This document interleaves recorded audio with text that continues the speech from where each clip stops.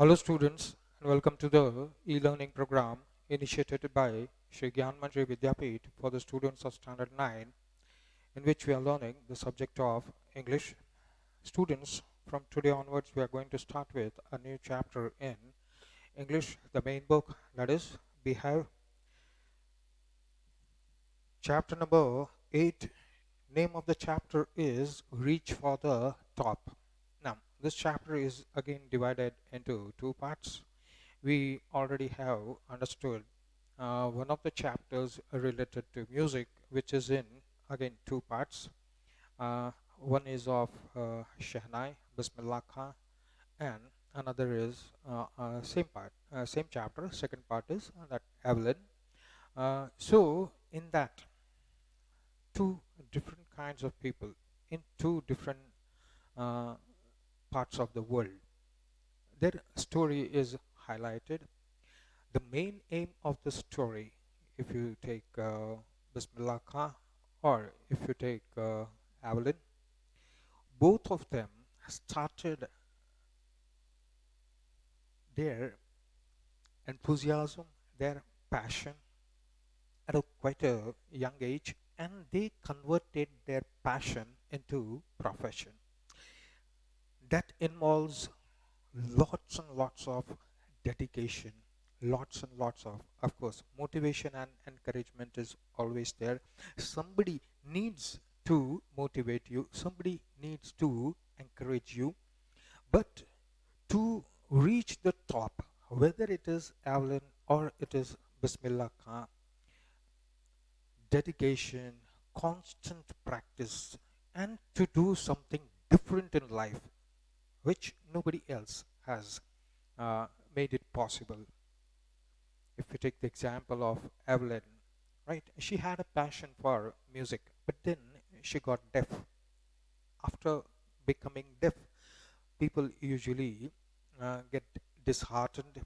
They lose the courage to live the life normally, but opposite thing happens over here. She has a craving for music, and that is how she turned her passion into profession and became one of the most sorted out percussionist in the world. Same way, Bismillah Khan, at a very young age, of course he was uh, brought up in the family, at his home and at his mother's home. Everywhere there were Shahnaai players. Music was quite natural in the family and in the blood. And he was given encouragement by the family. Quite a young age, he was given lessons, and he took those lessons very, very seriously. And he used to sit us together and keep on rehearsing, practicing, and finding out new ways of his own in that process, and he reached the topmost position in Shahnai Vadan, not only in India, all over the world. He was sorted out for Shahnai Vadan, invited to lots and lots of places outside India, did a stint in the movies also. So this proves that passion should be burning, it should be filled with fire, and that fire should always be raging inside you in order to reach your goal. You set your goal, but then sometimes you go beyond your goal, you still don't recognize that, and you just keep on going. Yes, that's the way of life, and it should be that way. But the main thing we learn over here in through with the help of these chapters is you got to have zeal, you got to have enthusiasm, you got to have passion, and you really need lots and lots of coordination, lots and lots of cooperation, and the very most important thing is you need lots and lots of interest and concentration. Right? In going ahead with that same motto or aim or goal, we have yet another chapter telling us how to reach for the top. Here also, the chapter is divided into two parts. Uh, so, one tells us about an Indian girl. Both these chapters are related to sports. One is, of course, an extreme sport, uh, mountaineering, climbing. How an Indian girl climbs Mount Everest and goes to the peak of Mount Everest not once but twice. In the same way, in the second part, we have a Russian girl who migrates to USA with the basic idea that the father had in mind is to uh, make her a tennis star. She does not only become a tennis star, but she becomes a legend in tennis. So we are going to learn these two parts. You can see that lots of sacrifice has been given. Lots and lots of sacrifice has been given.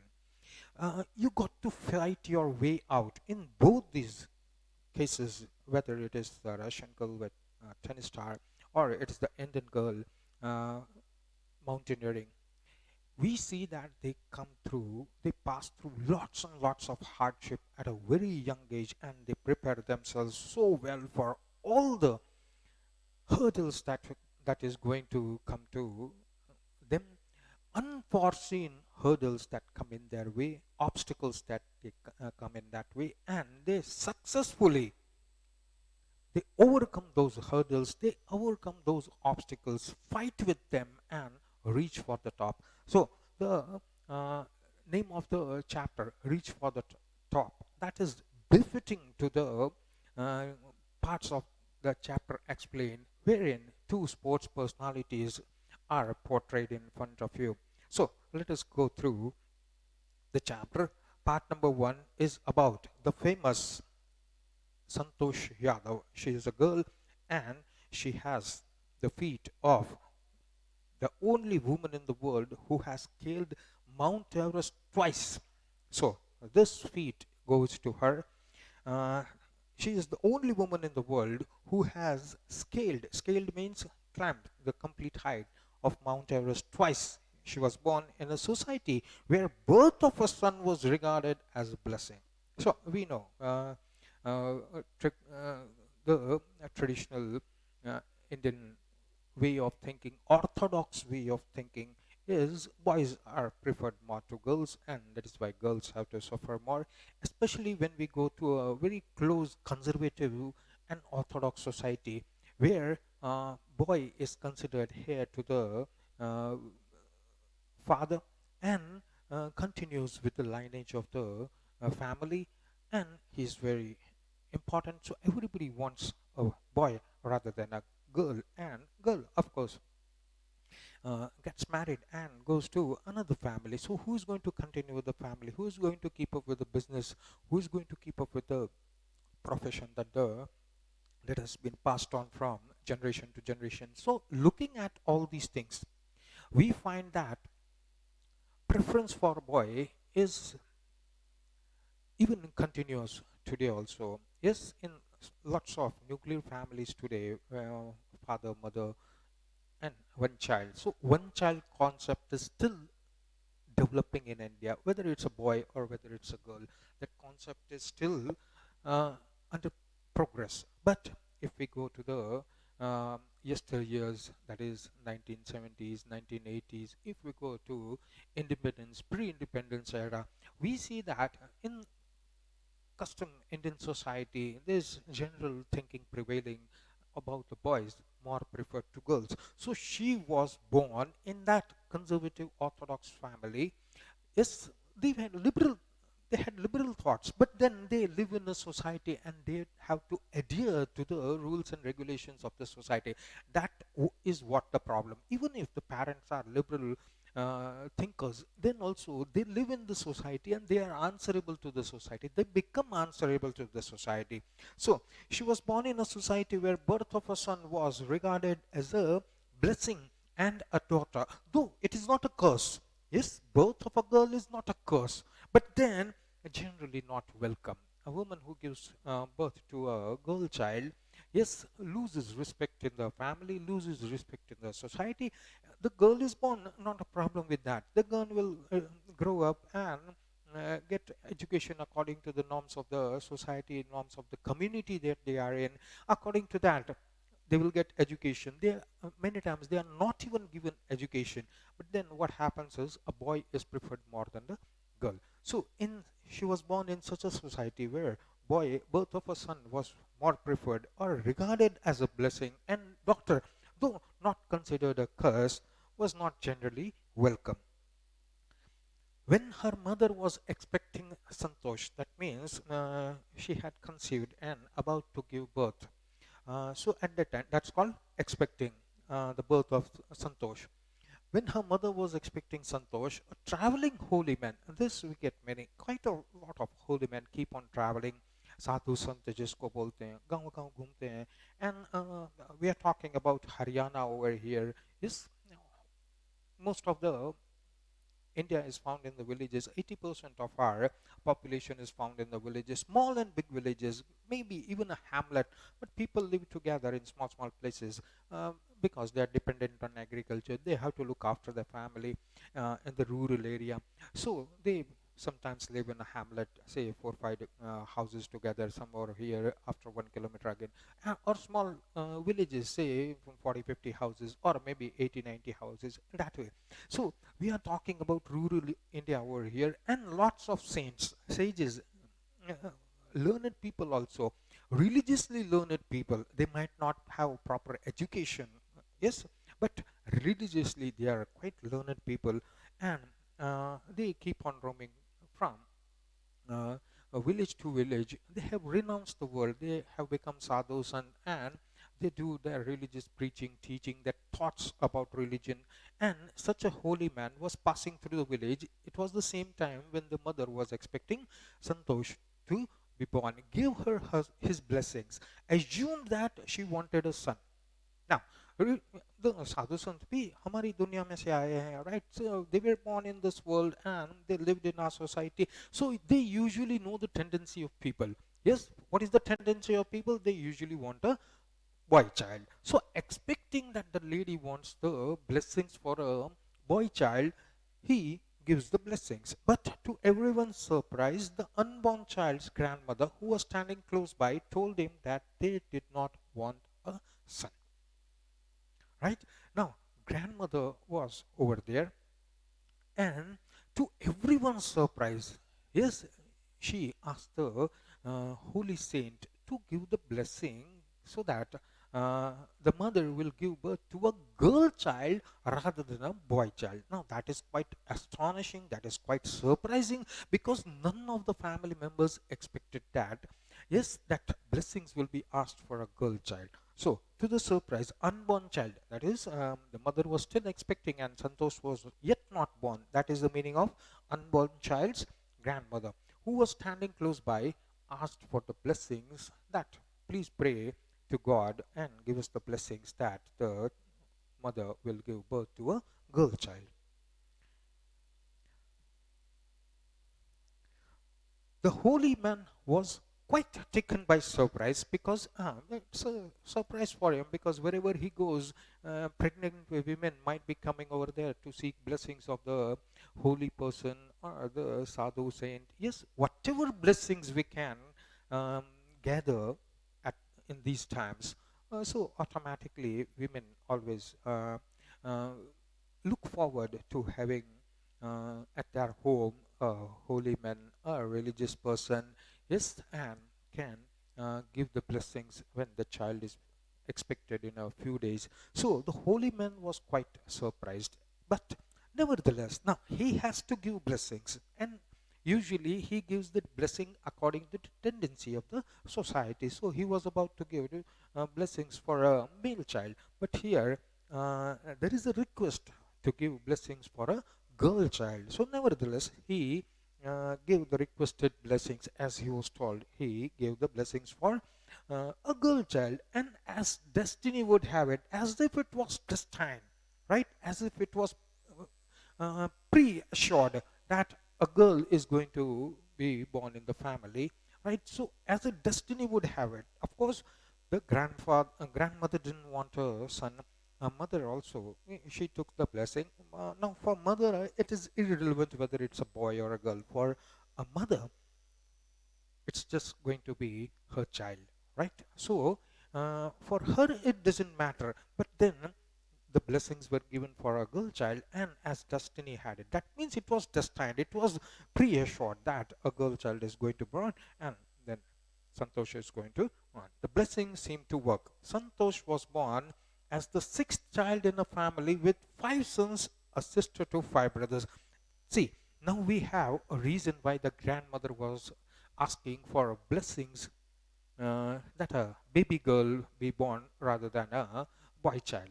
This was the reason. The mother had was very proud mother, having already given one after another five sons to the family. Yes, whole of the family was proud of that mother. In that village also, in such a small place, if a mother has five sons given to the family, she is one of the most proudest women in the village. That is the usual tendency that people have. But here, grandmother wants a daughter. After five sons, she wants a granddaughter. And as if God had fulfilled her wish, uh, even the holy man's blessings were also working over here. And Santosh was born, the smallest child, the only sister of five big brothers. So it worked. She was born in the small village of Joniawas of Rewari district in Haryana. As we were talking, Haryana, uh, quite conservative and quite traditionally, uh, quite tight thoughts about the society. The community is quite having a small circle, tight circle, and people wish that we should continue, and it's not bad, right? People want to continue their customs, tradition, and each and every caste, subcaste, they have their own customs, traditions, right? So that is prevalent in the society, right? If it is not good, we can change it, but then if it is prevalent in the society with some good thought, then it's okay. So she was born in a small village of Jaunavas. Please remember this, Rewari district, one of the famous districts in Haryana. Let us go ahead with paragraph number 2. Now these some of these chapters, they are divided into small paragraphs. Each and every paragraph has certain point or theme related to it, so please be careful while reading the paragraphs. So the girl was given the name of Santosh. We all know Santosh is quite a common word. Hindi, English, Hindi, Gujarati, Marathi, Rajasthani, everywhere. Santosh means complete satisfaction, or more better word for satisfaction is contentment, right? So, Santosh, which means contentment or total satisfaction. And it was, why was she named Santosh? Because uh, the wish of the family, the wish of the grandmother, the wish of the mother also wishes very much that a girl child is born to me, right? And I'll treat her very well, I'll educate her very well, and I'll see that when she goes to another fam after marriage, is she brightens our name with the work that she does in her in-laws. The way she behaves is well cultured, mannered, and she's going to bring name and fame in the society, right? Because so mother, she was also quite satisfied with the birth of a girl child after five sons, and of course the grandmother, whole of the family, because that was the only girl in the family right now, right? So that means complete satisfaction. But Santosh was always not always content with her place in a traditional way of life. Now, Santosh, she was not only a brave girl, but she belonged to the new generation, right? And she was always not willing to accept the way she was treated, not only in the family and in the village and in the society as general. Now, it's not that she was treated unfairly, but she had to stick to the customs, norms, conditions, and the laws and rules and regulations of that particular place, of that particular community, or the caste, subcaste, whatever we say, right? So what are the customary Indian traditions? Yes, girl child, okay, can get education, but limited to village school only. If the second, the next education level, she has to go to the nearby village, then what happens is the family does not send her, because uh, for the safety of the girls. And on top of that, she's the only girl for five, only sister for five brothers. So what it means is that uh, She has to limit her thoughts about education. And even if the parents are willing, now you see that we'll see okay, that uh, villages in Haryana, Punjab, they're quite well to do because the soil is giving them whatever they want, right? They can take two crops per year. They can take two crops per year, and uh, additionally vegetables, etc. They keep on growing in their farm. The price of the farm or the land is quite high because it produces a lot. So they are quite an affluent family. They are well-to-do family, and they do not mind spending money for the children, right? Because they are well-to-do, they can afford it, right? On top of that, they have five sons, so they have to look after. If you give education to one and a good education to one, then rest of the four, you got to give them proper education. But when it comes to Santosh, things are different. You're a girl, you stay in the house, you stay in the village, you don't go out of it. Yes, so this way she did not get her right place because her thoughts were liberal, and she was like acting like a rebel because whatever she wants every time it comes, you are a girl. So what happens is the rebellion attitude in the girl keeps on developing. Then I am treated differently. Yes, I'm nothing different. I am just like my five brothers. I'm the sister. Yeah, but I'm a child. If they are treated that way, I also want to be treated that way. Why am I being treated differently? So every time she had to fight back for her rights. So that is the meaning of this line. Santosh was not always content with her place because every time, okay, sons this, daughter no, this. So this way, each and every time she had to fight for whatever she wanted. She began living life on her own terms from the very start. Right. So you can see that this attitude can be seen right from the small age. Take the case of Evelyn, only 11 years old, but the passion was there, burning. You take the example of Bismillah Khan, right from the age of 5, 6 years, he started getting lessons. Right. So you see that attitude to become a great personality is seen sometimes at a very small age, right? So she began living life on her own terms. इसका मतलब ये नहीं है जिद्दी, that is called stubbornness, right? So stubbornness is very very good sometimes. Yes, you want to get good marks in the examination, and you are very stubborn that before the exam 15 days I'm going to spend half of the night reading my thing, working out maths and science and all that. Yes, and parents, they tell you to go to sleep at 9 o'clock, right? You say I want to go to sleep at 12 o'clock after finishing my studies. So they say yes this way, you say this way, and you are stubborn. No, I'm going to be awake till 12 o'clock. I'm going to do my thing and then go to sleep. Right? So sometimes the stubbornness inside you, but if that stubbornness is for the better good in the future, then that stubbornness you should have, and that is usually called the attitude that you have. So here also that rebellious attitude shows over here because she started living life as per her own norms and conditions and rules and regulations, right? That means she will have lots of protest in the family, from the society, but she doesn't care about all these things. Where other girls were traditionally, other girls wore traditional Indian dresses, Santosh preferred shorts. So this is her way of protesting against the set norms and conditions of the society. Right? Even today, we can see that those things happening even today. If you go to rural area, now changes are happening over there also. But we have to understand that we are talking about some 30, 40 years back, right? So in those days, the girls, they had to wear the dress according to the region that they are living, and they have to wear the traditional dress. Santosh used to roam about in shorts and t-shirts, which was objected quite a lot by the old people in the village, and the orthodox and the conservative people, that this girl has good gone totally mad. She's a crack.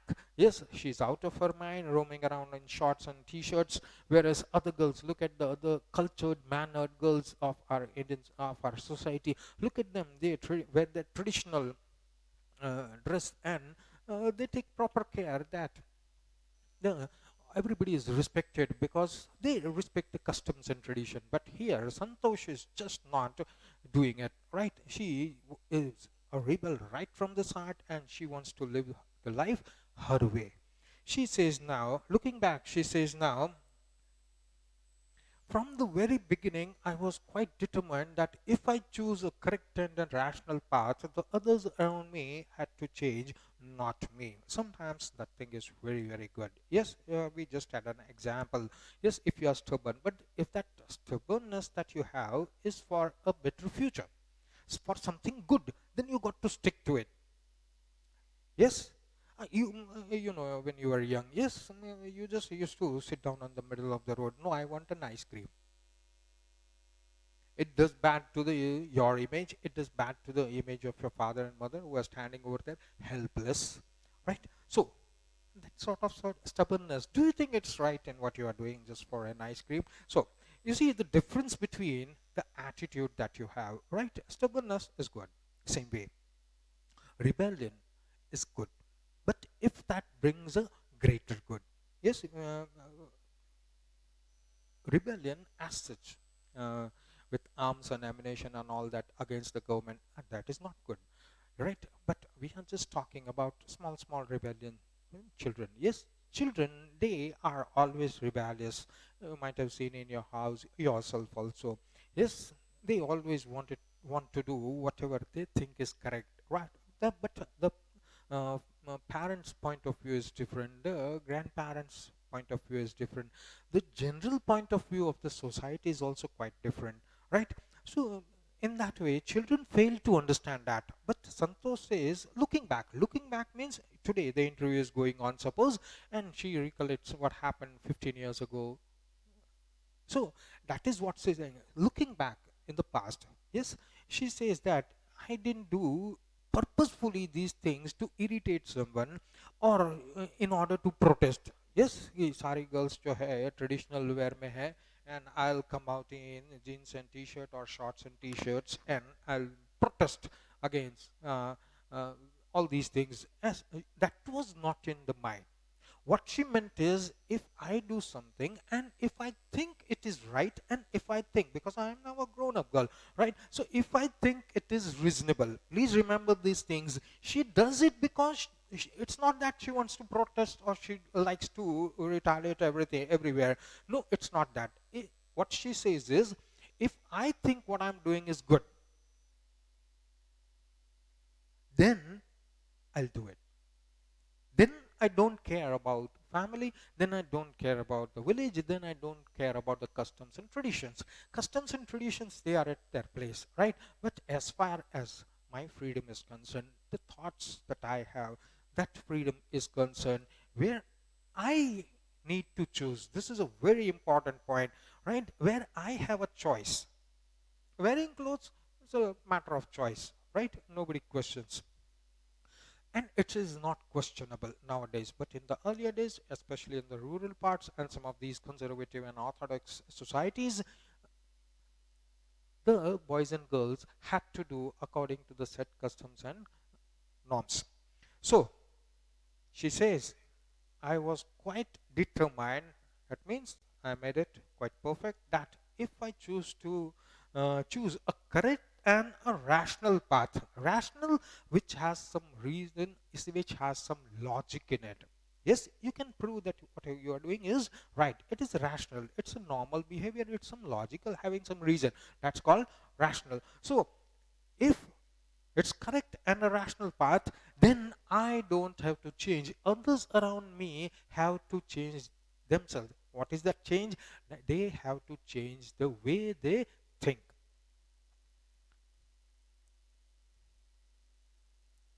Santosh parents were affluent landowners, though that is what we just discussed. Affluent over here means well-to-do. Well-to-do means they, because land we know, in Punjab, Haryana, land is very, very fertile with the five rivers passing through it. And the Himalayan rivers, they bring that rich silt and spread it on their banks, and that makes the land of Punjab and Haryana very, very rich and fertile, and it allows you to get lots of agricultural products. So, Santosh, her parents were affluent. Affluent means well to do because they were owning quite a big area of land in which they did their traditional agriculture and earned a lot of money. So, they were an affluent family, a well to do family, so they can afford uh, to give a lot to their children. So, who could afford to send their children to the best schools? Now, the village schools, we know, all the students, all the children of the village go over there, they get the same education. But these were affluent parents and they were quite well to do, and they could afford to send all their five sons one by one because uh, uh, according to their age, they get admissions in schools outside the village, which are considered one of the best. So, all the children, that means all the five boys, were getting very good education because the parents could afford the best education, the best schools for them. So, landowners who could afford to send their children to the best schools, even to the country's capital, New Delhi, which was quite close by. Yeah, Haryana has a border with Delhi, right? So it's not a big issue. Where from the last place in Haryana you go to Delhi, it is hardly a question of 3 hours. That much near Delhi is to Haryana. So. Primary school to the nearby best schools situated outside the village, right? After that, for higher second or secondary or higher secondary, they were sent to the best schools in Haryana outside of the village. And for colleges, etc., the boys were sent one by one according to their qualifications. They were sent to the one of the best schools, colleges in Delhi, because the parents can afford it, because they earn a lot. They're owning quite a huge amount of land, and they get lots of profit from the agriculture, so they can afford. So they spent a lot of money on the education of these five boys. They given best schools and later on best colleges, even if that meant that they have to send their sons to Delhi, New Delhi, that is nearby, which was quite close by. But in line with the prevailing customs in the family, Santosh had to make do with the local village school. This is exactly the point where we come now. Why was Santosh rebelling at every time? Because of the way she was treated in comparison with her brothers.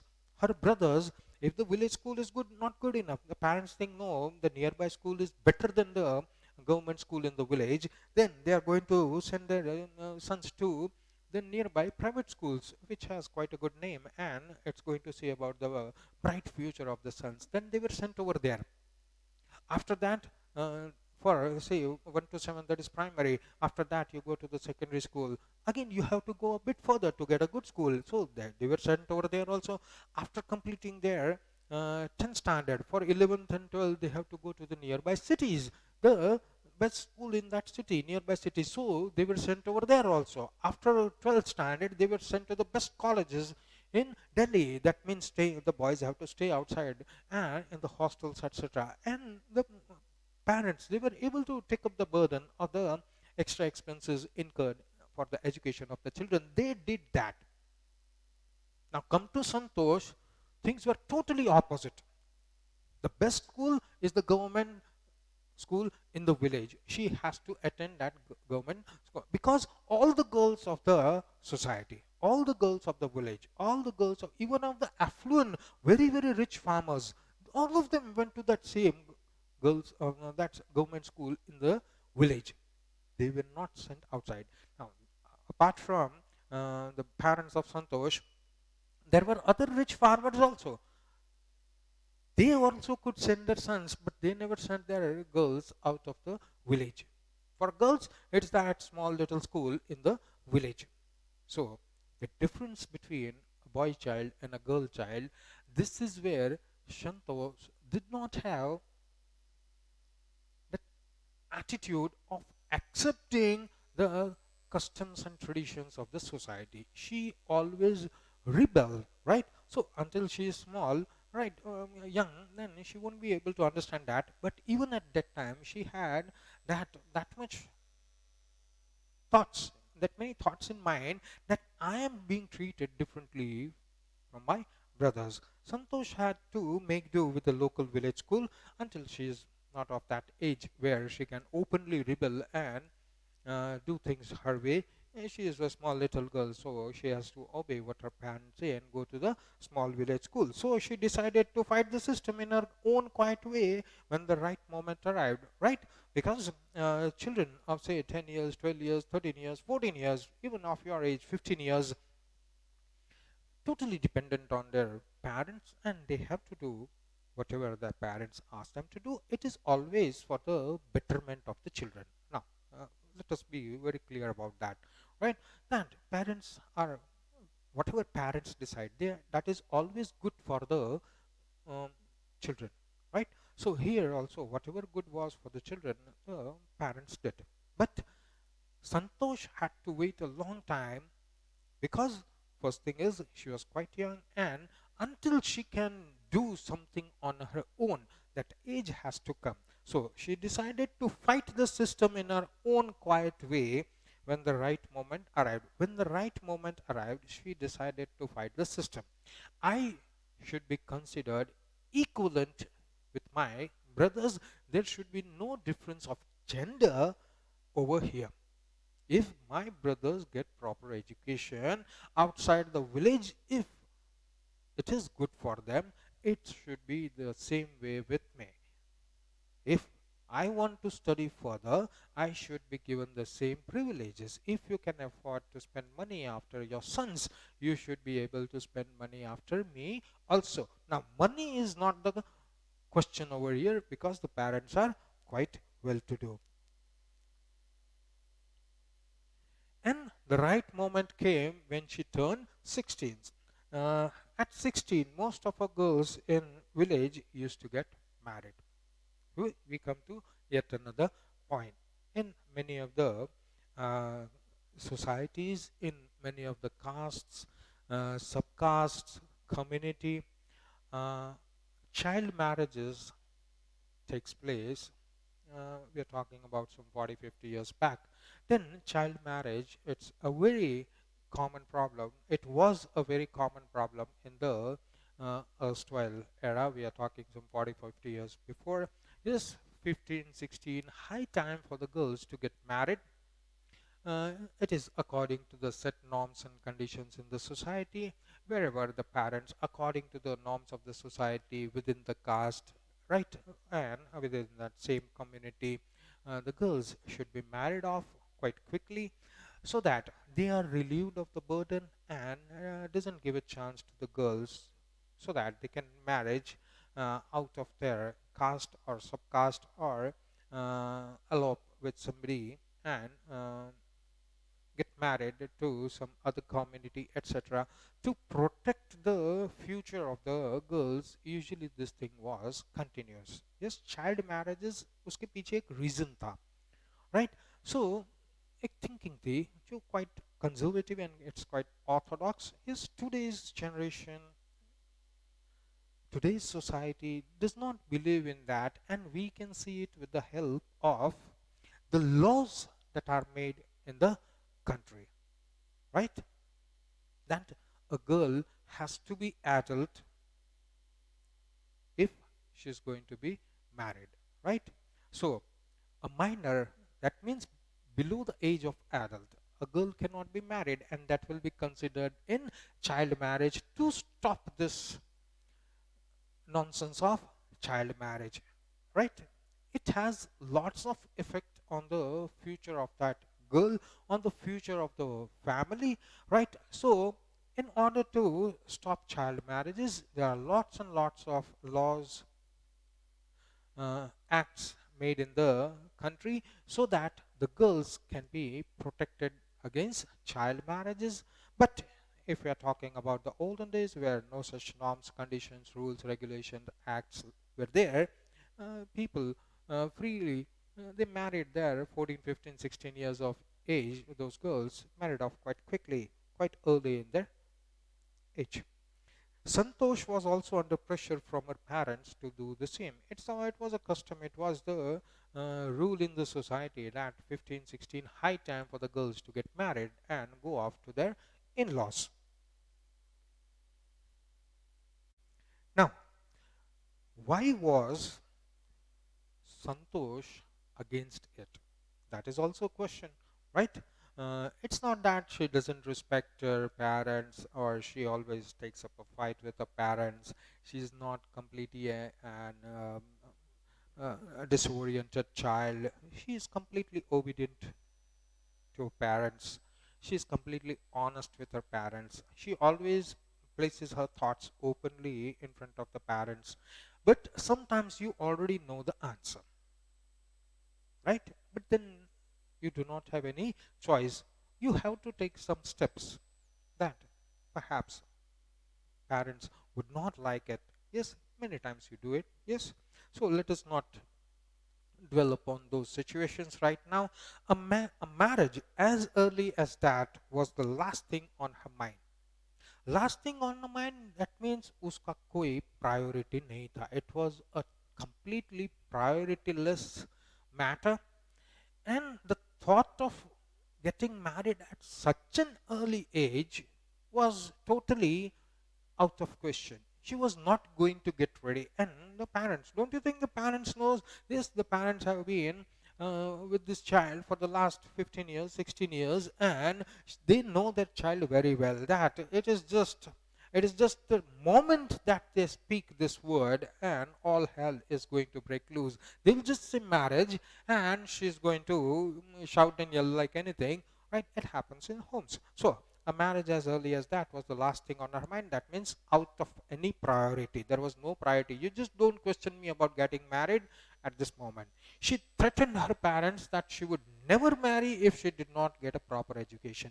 Now, this is a point that it's one of the point that I like the most in this complete chapter is just see the way in which a bold request is placed,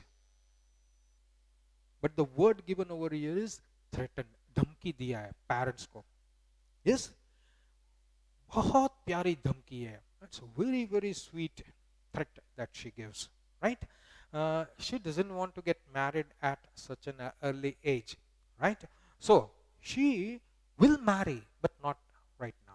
First thing she wants is to complete her education, and that is where that stubbornness, that attitude comes over here at question. Isn't it for something good? That stubbornness is there. Yes, you keep on pressuring me to get married right now at the age of 16. I'm not going to do so. You give me education. After I get my proper education, I'll get married. I don't object to getting married.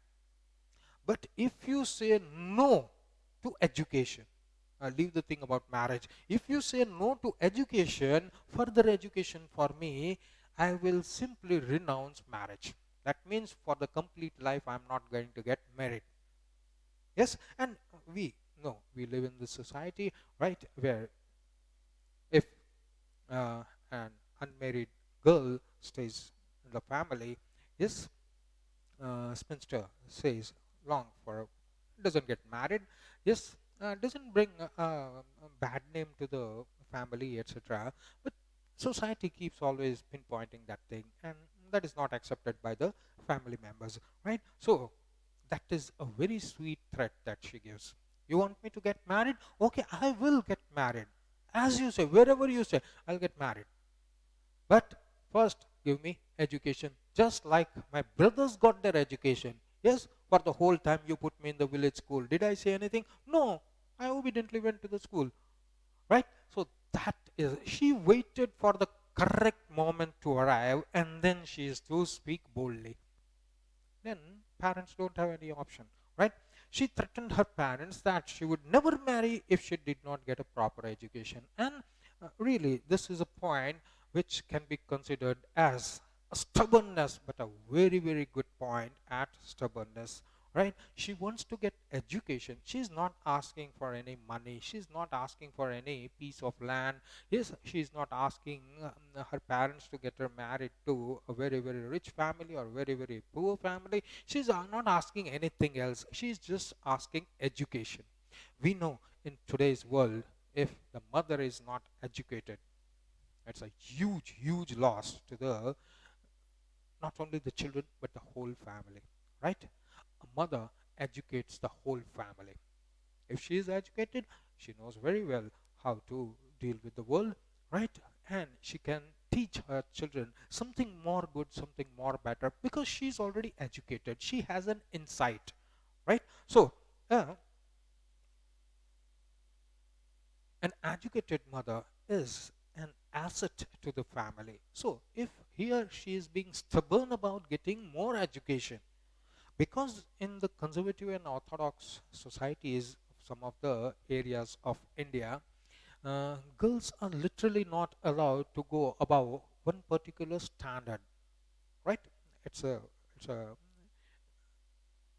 it's a very sorry case, but then the usual uh, tendency of the people is that either the boys are also not that much educated, because they have to leave school after a certain age and join their father's profession, or they have to take up the business of their father, or the family is so poor that they have to leave the school and send the child for work so that they can earn money for the family. So in such case, the boy is already not that much educated, and no girl is going to accept marriage to any boy who is less educated than him, right? So the status in the family, the status in the society changes a lot, right? So same thing happens that she was adamant, she was very strict in getting education.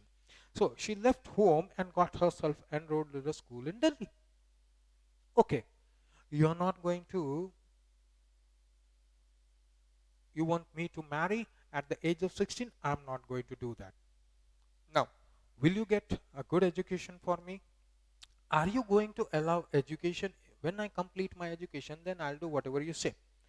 If you're not doing that, if you're not getting me admission in some of the good school, one of the good school in that area or outside, so she left home. She ran away from home and got admission in one of the schools in Delhi. That is what she, and it is an extreme step to be taken, but she was worried about her education. She did that. We know in our societies, when a girl runs away from the home, and it brings bad name to the family, bad name the area where we are living, the near and dear ones, relatives, etc., brings a bad name, right? So that is what I am straight away telling these things, right? That the girl ran away from the home. She did that for a good purpose. So here a rebel is at work. There is open protest, not only to the family but also to the caste or subcaste or the community or the set customs and traditions of that particular place. Yes, yeah, she just leaves her house, but she leaves her house for a very good thing. She gets enrollment in one of the schools of Delhi. Yes, it was for the simple purpose. The thoughts in Santosh, they are not that much complicated. You give my brothers good education in Delhi. You didn't give, you are not willing to give me that education in Delhi. So I leave the house and get an education, get an admission in Delhi. Now, when I got admission, I'll continue with my studies, right? So what I'm asking is nothing more. I'm just trying to be equivalent with my brothers. So with this, we come to a stop to today's lecture. Thank you, students.